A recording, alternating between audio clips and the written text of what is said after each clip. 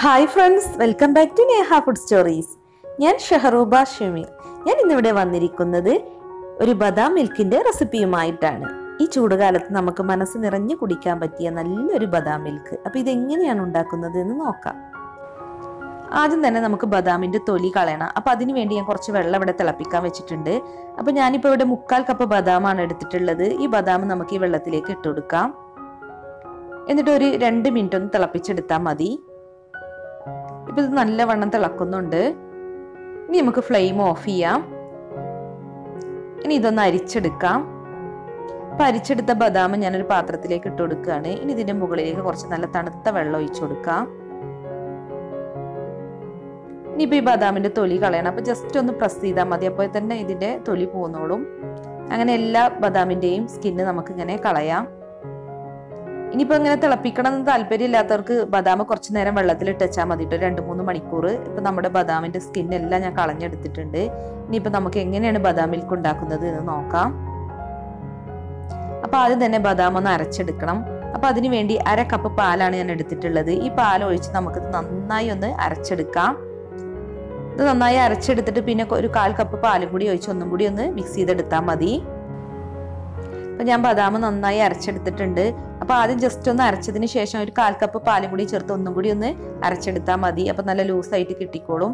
ഇനിയിപ്പോ നമുക്ക് ഇതൊന്ന് തിളപ്പിച്ചെടുക്കണം. അപ്പൊ അതിനു വേണ്ടി 2.5 കപ്പ് പാലാണ് ഞാൻ എടുത്തിട്ടുള്ളത്. ഈ പാല് ഒരു പാനിലേക്ക് ഒഴിച്ചു കൊടുക്കാം. ഇനി ഈ പാലൊന്ന് തിളപ്പിച്ചെടുക്കണം. അപ്പൊ ഞാനിതൊരു തിക്ക് കൺസിസ്റ്റൻസിയിലാണ് ഇപ്പൊ ഈ ബദാം മിൽക്ക് ഇവിടെ ഉണ്ടാക്കിയിട്ടുള്ളത്. ഇനി ലൂസായിട്ടാണ് വേണ്ടതെങ്കിൽ ഒരു 3-3.5 കപ്പ് പാലൊക്കെ എടുക്കാം. ഇനി ഇതിലേക്ക് ഒരു പിഞ്ച് സഫ്രോൺ ചേർത്ത് കൊടുക്കുക. അത് നിർബന്ധമൊന്നുമില്ല. ഇനി ബദാം മിൽക്കിന് ഒരു ഫ്ലേവർ നൽകാൻ വേണ്ടി 2 ഏലക്കയുടെ കുരു ഞാൻ ഇവിടെ എടുത്തിട്ടുണ്ട്. അപ്പൊ ഈ ഏലക്കയുടെ കുരു ഇതിലേക്ക് ചേർത്ത് കൊടുക്കാം. ഏലക്കപ്പൊടി ചേർത്താലും മതി കേട്ടോ. ഇനിയിപ്പോൾ ഇത് നല്ലവണ്ണം മിക്സ് ചെയ്യുക. അപ്പൊ സഫ്രോൺ ചേർക്കണം എന്ന് നിർബന്ധമൊന്നുമില്ല. ഒരു ടേസ്റ്റിന് വേണ്ടി ഞാൻ കുറച്ച് എൻ്റെ കയ്യിലുള്ളത് കൊണ്ട് ചേർത്തതാണ്. ഇനി നല്ലവണ്ണം ഒന്ന് തിളപ്പിച്ചെടുക്കുക. അപ്പൊ പാലിവിടെ തിളച്ചു വരുന്നുണ്ട്.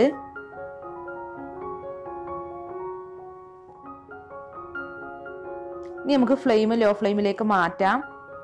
എന്നിട്ട് ഇത് നല്ലവണ്ണം ഒന്ന് മിക്സ് ചെയ്ത് കൊടുക്കുക.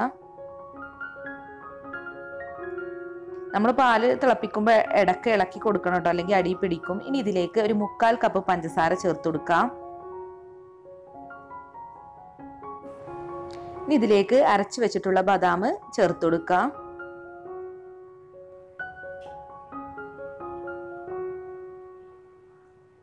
ഇനി ഇതൊന്ന് മിക്സ് ചെയ്ത് കൊടുക്കാം. ഇനി ഇത് ലോ ഫ്ലെയിമിൽ ഇട്ടൊന്ന് കുക്ക് ചെയ്താൽ മതി കേട്ടോ.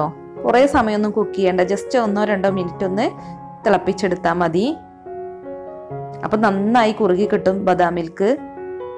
നമുക്ക് വളരെ പെട്ടെന്ന് റെഡിയാക്കാൻ പറ്റും കേട്ടോ ഈ ബദാം മിൽക്ക്. നല്ല ടേസ്റ്റിയും ഹെൽത്തിയുമായ ഒരു ഡ്രിങ്കാണ് ബദാം മിൽക്ക്.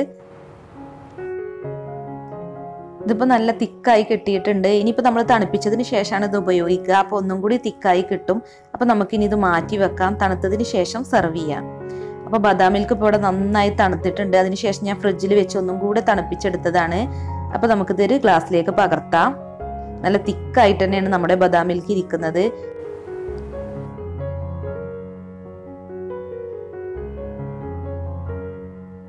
ഇനി ഞാൻ ചെറുതായി ബദാം ഇവിടെ ചോപ്പ് ചെയ്തെടുത്തിട്ടുണ്ട്. അപ്പൊ ഇത് വെച്ച് നമുക്ക് ഈ ബദാം മിൽക്ക് ഒന്ന് ഗാർണിഷ് ചെയ്യാം.